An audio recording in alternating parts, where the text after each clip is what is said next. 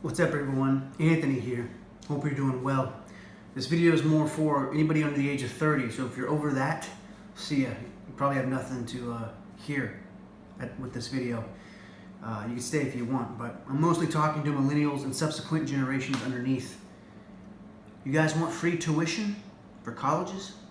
That sound good, huh? You want to raise the minimum wage? You want universal basic income? You want more handouts? Where's my next shirt? Where's my next pair of sneakers? Everybody likes free things, right? Got a handout? Asking, where's my next this? Where's my next that? That all sounds good, huh? Real good. Well, let me tell you something. I got something good for you. You're not owed anything. I'm gonna say it again in case you didn't hear. You're not owed one thing. Let me tell you why. In nature, if you study, you look, you see nature, you can learn a lot from nature. Einstein learned a lot of his scientific breakthroughs just from sitting amongst nature and learning. Well, one thing you can learn from nature when you sit and you watch is that there's nothing fair, there's nothing equal in nature. There's no egalitarianism in nature. For example, I get this quote and these stats from Thomas Sowell. He's written about it in lots of books. I'll put the sources down below in the description if you're feeling testy and want to go actually look this stuff up. Either way, I win if you go look up and learn something.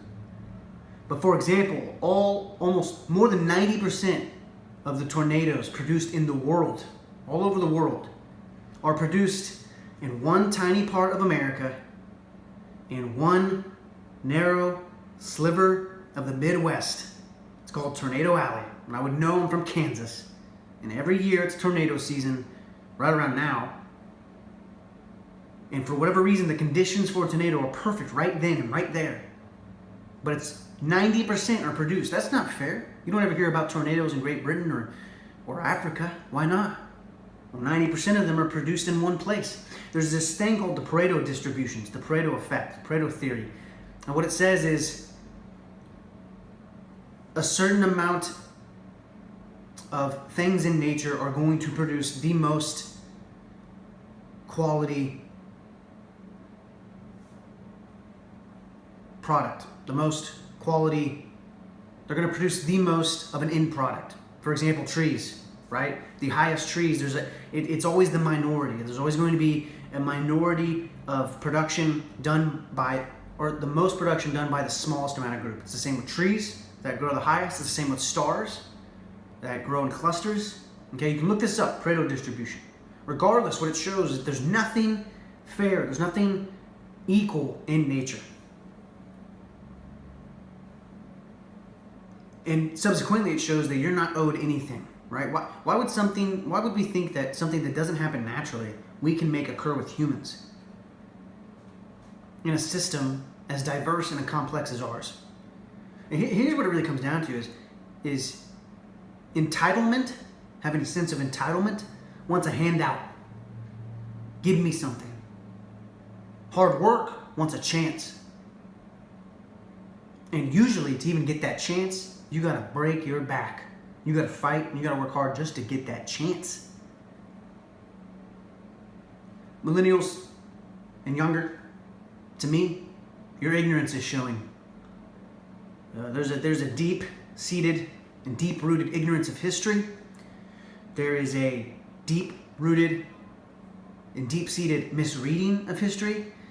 You've been taught somewhere along the lines, probably more so indoctrinated than taught, to comb through whatever history you do know, comb through it, looking for only sins and wrongdoings, and then attributing the sins of the world strictly to America or Western civilization. The perfect example of this is slavery. Slavery was around thousands of years prior to the American slave trade and Western civilization. And in fact, and we can go deeper, and I'll probably do another video on this sometime. And again, you can look this up. But in fact, the Western civilization itself, Britain and America, post abolition of slavery was actively fighting and actively spending money and actively putting out Navy seamen and Navy boats to fight the slave trade in the rest of the world, because the rest of the world didn't want to catch up to Western civilization saying, hey, as far as reason goes, this slavery thing is wrong. And in fact, the Ottoman Empire had sex slaves openly in the palace of the Sultan all the way up to the 1890s, and were actively fighting Western civilization's imprint on how slavery is wrong. In fact, at one point in like the 1860s, the Sultan tried to make a decree that slavery was wrong, and there were riots in the streets, and they murdered the messagemen of the Sultan. Regardless, back to my main topic of entitlement, why don't you gain some real wealth? And what I mean by that is what economist Thomas Sowell calls human capital. That's where the real wealth's at. And we can see this. Again, I'll do another video on this. You can look this up. But when you move people that are rich, there's been countries that have they've exiled the richest, the most successful people and put them in other countries, and they still do well. Because it wasn't about wealth. It was about the human capital. What do I mean by that? Human capital is knowledge, skills, talent, hard work ethic. That's true wealth. That's true human capital. And nobody can take those things from you.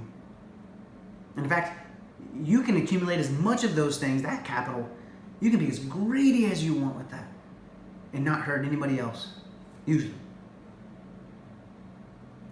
I'll wrap it all up by saying this. Shared social values are what hold a nation and a people together.